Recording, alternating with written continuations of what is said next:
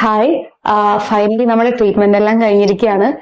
സത്യം പറഞ്ഞാൽ ഞാനൊരു 3 days പാക്കേജിലോട്ടാണ് വന്നിട്ടുണ്ടായിരുന്നത്. പക്ഷെ ടൈറ്റ് ഷെഡ്യൂള് കാരണം എനിക്കൊരു 1 day മാത്രമേ എക്സ്പീരിയൻസ് ചെയ്യാൻ പറ്റിയുള്ളൂ.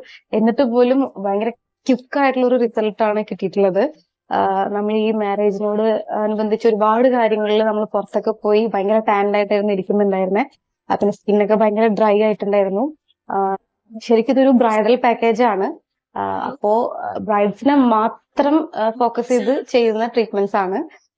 അപ്പോ ഇതൊരു എക്സ്ക്ലൂസീവ് ആയിട്ടുള്ള ഒരു പാക്കേജ് ആയത് കാരണം കൊണ്ട് തന്നെ ഇത് ഒരു പരിധിയിൽ കൂടുതൽ എനിക്ക് ഡിസ്ക്ലോസ് ചെയ്യാനുള്ള പെർമിഷൻ ഇല്ല.